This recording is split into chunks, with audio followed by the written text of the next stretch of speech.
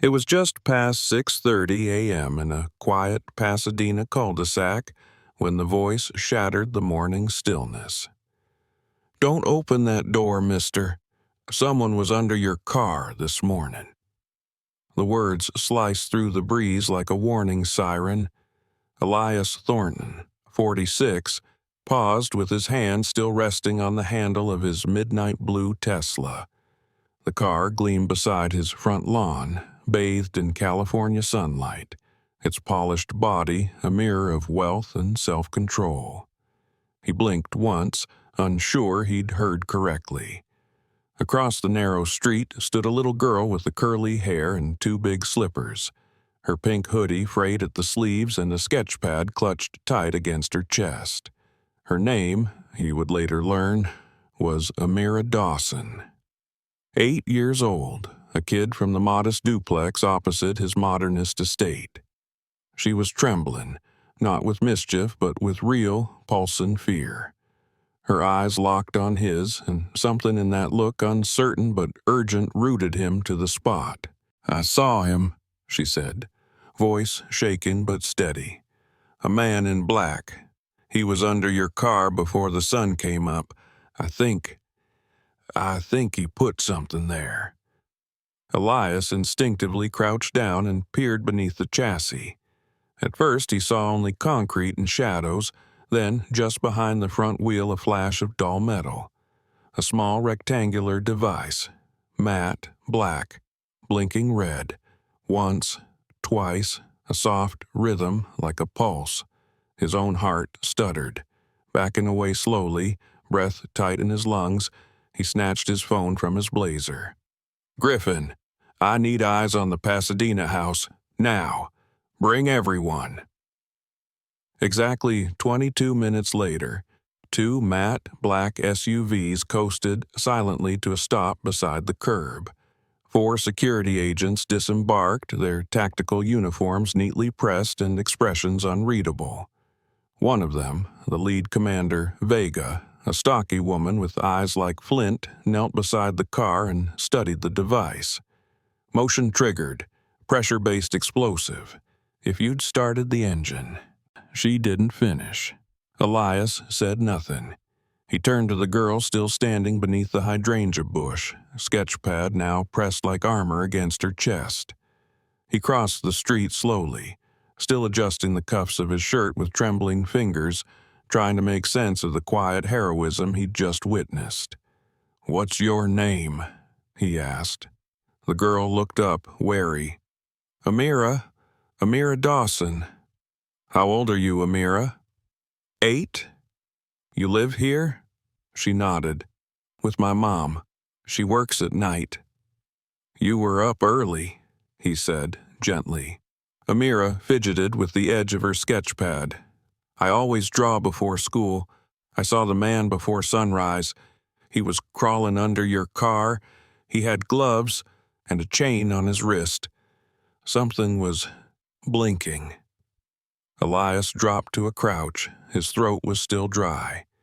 "You saved my life," he said softly. Amira looked down. "I wasn't sure. I almost didn't say anything." "But you did," Elias replied. "And that changed everything." And the police arrived minutes later, the bomb squad following soon after. Yellow tape was strung up with a precision that felt both clinical and surreal. Neighbors emerged from behind curtains, whispering. Reporters began to circle from a distance. Elias stood with Amira while Vega returned with a device bagged in evidence plastic. "It was real," she said, "and it was meant for you." He nodded slowly and glanced at the sketch pad in Amira's hand. "May I see what you drew?" Amira hesitated, then handed it over. A crude but unmistakable image. A man in a hoodie crouching under a car, wires snaking from his wrist, a glowing dot on the box. Elias's eyes narrowed. On the wrist of the figure, barely more than a squiggle, was something small. A charm. A letter pendant. His gut sank. The letter was clear. M, as in Miriam. Miriam was his wife, or had been once, in spirit if not in name. His mind raced. Hadn't she been distant lately? Unreachable during dinners, short on warmth, long on charity events, late-night phone calls, quiet meetings he wasn't invited to. She said it was pressure from the board, but he had known pressure. This was different. Still, this... He turned to Vega. "Get footage. Every camera on this street. I want a full sweep. And run recognition. Start with Miriam's contacts." "Yes, sir." "Also," he paused, glancing again at Amira and the rundown house behind her, "get me everything we can find on the Dawsons. Quietly." Vega raised an eyebrow. "You think they're involved?" "No," he replied. "But I owe them more than thanks." Amira said nothing. She didn't smile. She didn't ask for anything, and in that moment, Elias Thornton, business magnate, tech visionary, a man whose name could shift markets, felt something move inside him. Not just fear, something older, something lost. That night, he sat alone in his study. The house was silent, save for the hum of the security monitor. He scrolled through frames from 4:56 a.m. The man in the hoodie appeared again, low resolution, shadowed. But then there, a glint of light. On the wrist, a pendant shaped like the letter M. Miriam had worn that exact one for 10 years. He'd given it to her after their first $10 million milestone. She said it reminded her of his promise, where it all began. Elias stared at the screen. He felt cold. Beneath the screen, a soft ping echoed. An email from his insurance provider. Policy change confirmation, initiated 3 weeks ago. Beneficiary, Miriam Thornton. Payout adjustment, increased. Elias swallowed hard. He hadn't been notified. She had done it through her office. Discreetly, professionally, like a business decision. His hands curled into fists. He had trusted her with everything. Now he wasn't sure he even knew her name. The next morning, Elias returned to the modest house across the street. He rang the bell. The woman who answered looked exhausted, dark circles under her eyes. She wore hospital scrubs and a faded cardigan. "Mrs. Dawson?" "Yes?" "I'm Elias Thornton," he said gently. "Your daughter saved my life yesterday." Her face changed. "I'm sorry if she caused any—" "No," he interrupted. "She didn't cause trouble. She saved a man who didn't even know he was in danger. May I speak with her?" Marcia hesitated, then nodded. "Amira," she called. Moments later, the little girl appeared at the top of the stairs. Her curls were neater today, her eyes just as clear. Elias crouched as she patted down. "Hi," he said. "Hi," she replied. "I brought you something." He handed her a small box. She opened it slowly. Inside, a set of fine graphite pencils and sketch paper. "For your art," he said. "Keep drawing. You see things others miss. That's rare and important." Amira looked at him. "I thought maybe you'd be mad." "Mad? Because I yelled at you?" Elias smiled, real and tired. "You didn't yell at me. You woke me up." That evening, in the safety of her room, Amira began a new sketch. This time, she drew a man in a suit standing beside a child in pajamas. Behind them, the outline of a car. In front of them, something darker, a shadow. In the girl's hand, a flashlight.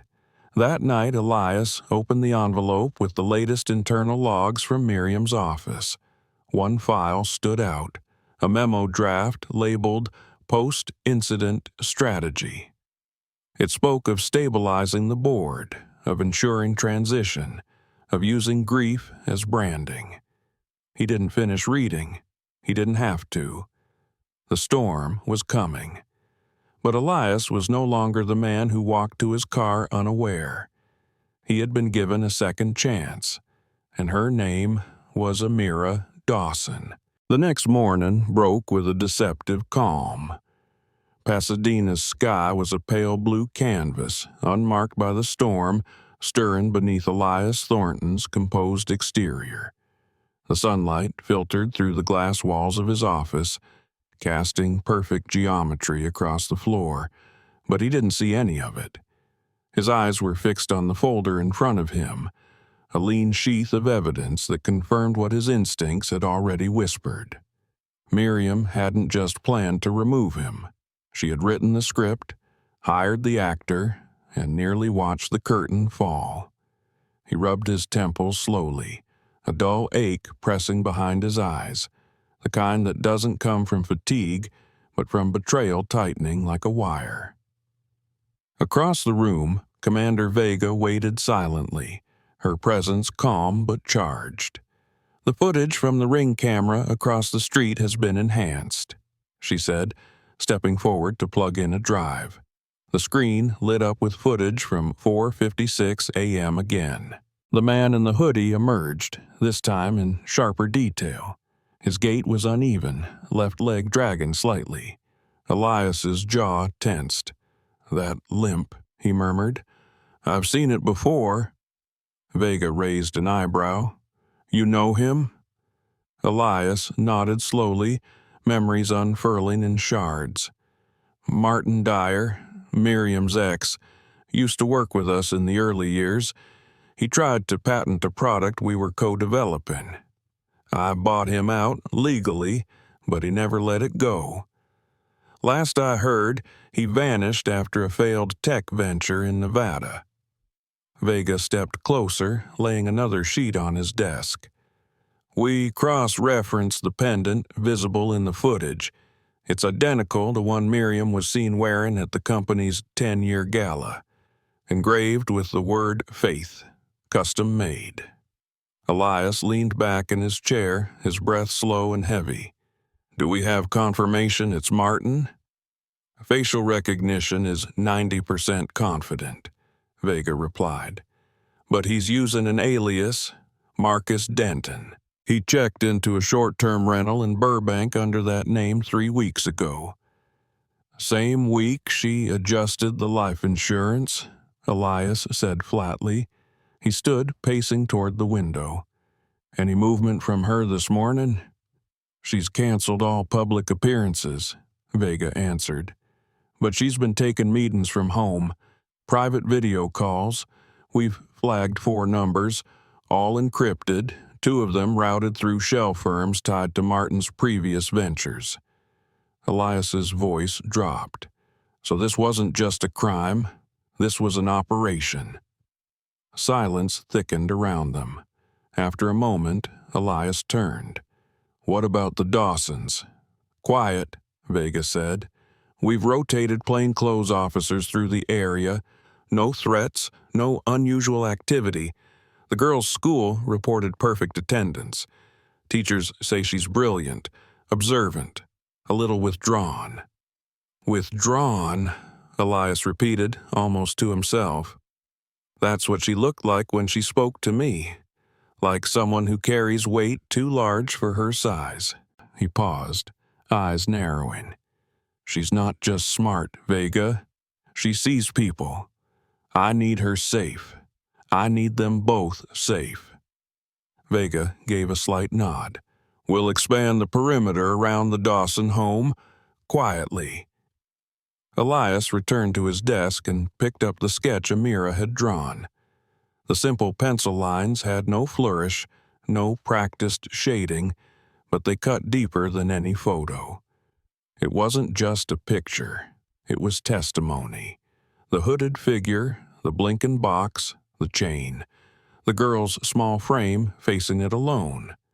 She had seen what others would have ignored, and in doing so, she had ripped open a plan crafted in silence and shadows. Elias stared at the paper. He realized it wasn't just the danger that haunted him. It was how close he had come to missing it entirely. Hours later, alone in the security command room, he watched the same footage again, frame by frame. He wasn't looking for confirmation anymore. He was searching for the pattern.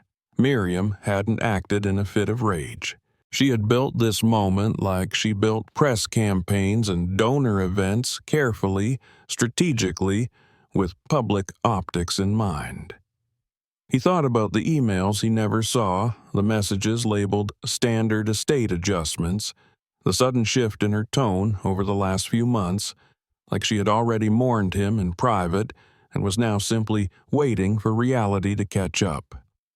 He thought about the board, about the upcoming quarterly meeting she'd scheduled in his absence, a meeting where she would assume temporary executive responsibilities. He had read the minutes herself. Buried in buzzwords was a clear plan. Install Miriam, win over the advisory council, restructure the leadership narrative. Clean, corporate, bloodless, except for the bomb. The bomb had been Martin's idea. That wasn't Miriam's style. She preferred poison to explosions. But Elias knew her well enough to understand she didn't need to get her hands dirty. Just suggest the water was already poisoned and someone like Martin would drink from it gladly. That night, Elias stood in front of the mirror in his bathroom, the light above humming faintly. He stared at his own reflection and saw a man he barely recognized, not because of age or wear, but because the certainty in his eyes had been replaced by something else. Caution, awareness, and under it all, an ember of something long buried. Fury. Not the kind that rages blindly, the kind that sharpens to a point, the kind that doesn't yell. It waits, calculates, strikes. He picked up his phone and called Vega. "We need to let her think she won." "Sir?" "Miriam," he said. "Let her believe I'm withdrawn, that I'm broken, retiring, taking a sabbatical. Whatever narrative she wants to build, we give it fuel." "And then?" "Then we watch," Elias said. "She'll make a mistake. They always do when they think no one's watching. And the girl? We protect her like she's my own blood," he said without hesitation, "because she might as well be." That same night, Amira sat at her small desk beside the window, sketching quietly as her mother washed dishes downstairs. The sound of water and gentle humming filled the apartment. Amira paused, looking at the drawing she had just finished. A tall man standing in the dark, one hand reaching toward a door, and a small figure holding up a hand to stop him. Behind them, something glowed faintly, something dangerous. She reached for a crayon and added a single word in blocky letters beneath the image. "Wait." Down the street, inside a black SUV parked in shadow, one of Elias's guards noted the lights turning off one by one in the Dawson home. Safe, for now. In the Reese Global HQ, the official press release went live just before midnight. Chairman Elias Thornton announces temporary leave of absence following personal health concerns. It was short, clean, and curated for minimum panic. But those who read between the lines knew what it meant. Miriam Thornton had won, and yet, in a quiet corner of Los Angeles, a man who had built empires from silence now planned to rebuild something else entirely. Not an empire, not a brand, a reckoning. 3 days passed with the illusion of peace. Miriam Thornton moved through the Reese Tech executive suites like royalty assuming her rightful crown. She wore muted colors, spoke in soft diplomacy, and let the silence of Elias's absence speak volumes. The press fed gently from the curated narrative, a brilliant man taking a needed break after a brush with tragedy, his poised wife stepping in to steady the reins. But inside the inner core of the company, something was shifting. Meetings ran shorter, whispered hallway conversations went longer, and for every hand that shook hers, another was texting updates to someone far from the boardroom. In a room Elias once used for executive strategy, now stripped of personal effects, Miriam stood before the advisory committee presenting what she called the continuity model. It was simple, she said, maintain shareholder confidence by ensuring there was no vacuum, no chaos. Her voice was calm, rational, persuasive. But as she clicked to the final slide, her hand trembled just slightly. No one else noticed, except one. Outside, in a secure van 2 blocks away, Elias watched the feed silently. His jaw was locked tight, but his hands rested still. He had already reviewed every second of that meeting 4 times. He wasn't looking for her tells anymore. He was watching for allies, names, nods, the way people shifted when she spoke. It wasn't about proof anymore. It was about mapping the rot. Behind him, Commander Vega adjusted a headset and murmured, her assistant just texted someone in an unlisted contact chain, same encrypted line as the burner Martin used. We traced the recipient. It's a silent stakeholder out of Vancouver. Guess who signed off on a new vendor contract last quarter worth $2.4 million? Elias didn't even look up. The one that got routed through 3 shell corporations and ended up in a defunct cybersecurity firm Karen used to consult for, he said quietly. Exactly, Vega replied. How many signatures did she forge? 4, Vega confirmed. 1 CFO, 2 senior managers, and yours. Elias let out a long breath and leaned back. She's not replacing me. She's erasing me. He stood suddenly and moved to the rear of the van, where a large printed layout of the company's structure was pinned to a corkboard. Strings connected departments to names. Some were circled in green, others in red. A few, worryingly, still hung in yellow.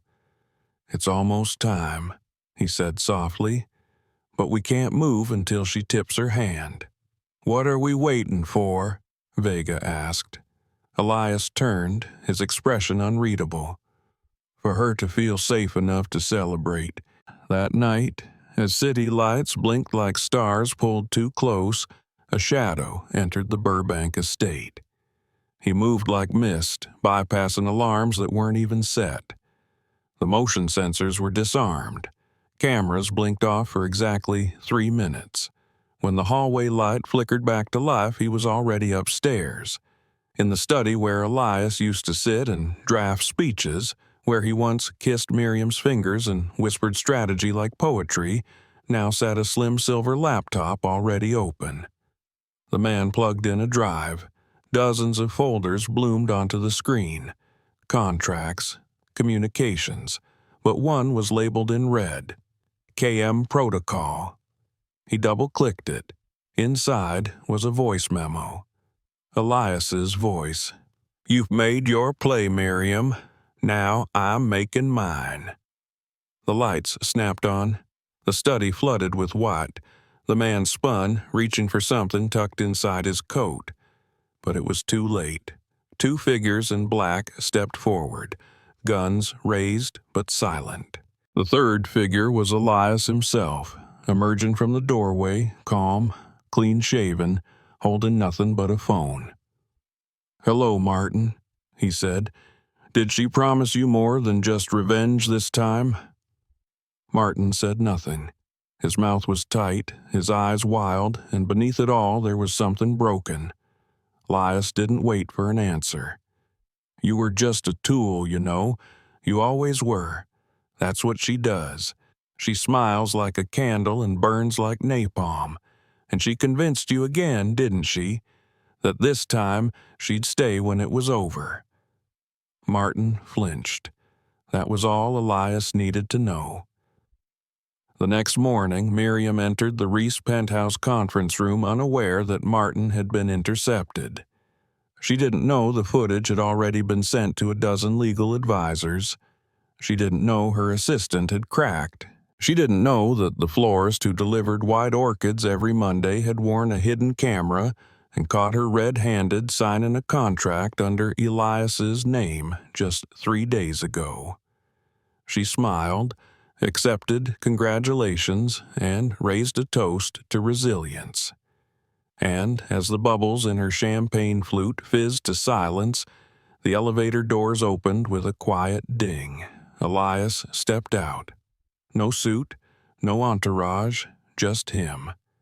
And behind him, 2 federal agents. The room froze. The smile slid from Miriam's face like paint peeling in heat. "Good morning," Elias said. "Sorry to crash your party. I believe this meeting was booked under my name." "Elias," she breathed, recovering fast, moving toward him with a hand outstretched. "They said you were still under care." "They said a lot of things," he replied, stepping past her. "But only one of us still has a valid executive ID." He tapped his chest, where a slim badge pulsed blue. Hers remained still. The agents moved forward and quietly placed her under arrest. No cuffs, no dramatics, just quiet, lethal finality. As she was led away, Miriam didn't cry. She didn't shout. But as she passed Elias, she whispered, "You should have stayed gone." Elias didn't look at her. "You should have known better than to bet against someone with nothing left to lose." That evening, in the back seat of an SUV returning to his private residence, Elias opened his phone. There was a message waiting. From Amira's mother. No words, just a photo. Amira in her pajamas again, this time with a fresh sketch. A woman in a glass cage, and outside, a tall man with a crack in his chest. Behind them, a sky full of birds. Elias stared at the image for a long time. He didn't smile. He didn't cry. He just exhaled, slow and full, like something that had been clenched in his chest had finally let go. Elias Reeves did not hold a press conference the day after Miriam's arrest. He didn't pose with prosecutors or give sound bites to hungry cameras waiting outside the courthouse. Instead, he walked quietly through the lobby of Reese Tech, past the marble walls that once bore her name beside his, past the executive portraits she had planned to redesign, and stepped into the elevator with only a single folder in his hand. Inside were the new directives, a restructuring of the board, a formal withdrawal of Miriam's policy changes, and the foundation charter for something new. Not a product, not a merger, but a legacy. He exited onto the 27th floor and made his way toward the West Wing conference hall, now stripped of all its old branding. Waiting for him there were a dozen young artists from across the state. Children, teenagers, their backpacks slung over chairs, their fingers ink-smudged from sketching. Amira was already there, sitting cross-legged on the floor, finishing the final line of the mural that now curved across the main wall. A city skyline, a tall shadow, and a child with a flashlight in hand, aiming not at the danger, but at the man himself. Elias stepped closer and crouched beside her. She glanced up and gave a nod of acknowledgement, the kind that didn't need words. "I didn't know what to put in the last panel," she murmured, "but I figured it out." "What is it?" he asked. She tapped the smallest part of the image. There, tucked into the corner of the scene, was a bird, small, fierce-eyed, mid-flight, and in its beak, a broken chain. Elias stared at it. "You broke free," she said, "but it wasn't just from her." Elias nodded slowly. "It was from everything I thought made me strong." She tilted her head. "Turns out being right isn't enough, huh?" "No," he replied, voice quiet. "You have to be brave enough to say something even when it breaks the rules, even when it breaks your heart." That evening, he returned to his penthouse, not the estate, not the office, but a small, simple apartment in downtown Los Angeles that overlooked nothing particularly grand. He turned on a single lamp, removed his shoes, and poured 2 glasses of water. One he set across from him. Empty chair. Quiet. Still. For the ghost of the man he used to be. For the version of himself that trusted too easily, loved too blindly, and thought silence would protect what mattered. He sat down, raised his glass toward the shadow, and whispered, "Goodbye." Days later, a letter arrived at the Ellis home. Not an email, not a package, but a handwritten envelope addressed to Amira. Inside was a check folded into the sketch she'd given him months ago. In the margin, Elias had written, "This is not payment. It's partnership. I'd like you to help lead the new Ellis Fellowship as its first creative director. Your vision helped me see what no consultant ever could. You reminded me that the smallest voices sometimes tell the biggest truths." Amira read it 3 times, lips parted in disbelief. Her mother stared at the check, then at her daughter, and finally began to cry. Not because of the money, but because someone had finally seen her child not as a problem, not as a whisper, but as a voice worth following. That same month, the first Ellis Fellowship opened applications across California. Children from underserved communities submitted sketches, essays, code snippets, anything that showed courage and clarity. Elias didn't sit on the judging panel. He watched from behind the curtain as 100 young minds took their turn at the microphone, telling stories that cut deeper than any business pitch ever had. One afternoon, after a session at Jefferson Elementary, he joined Amira and her mother for lunch at a local diner. No cameras, no press, just 3 plates of pancakes and too much syrup. At one point, Amira looked up from her sketch pad. "Do you think you'll ever trust someone that much again?" Elias took a long sip of coffee. "I don't know," he admitted, "but I know what it looks like when someone earns it." "You're scared," she said plainly. "A little," he smiled, "but scared isn't the same as broken." She nodded, satisfied with that answer. When they left the diner, the waitress stopped Elias at the door.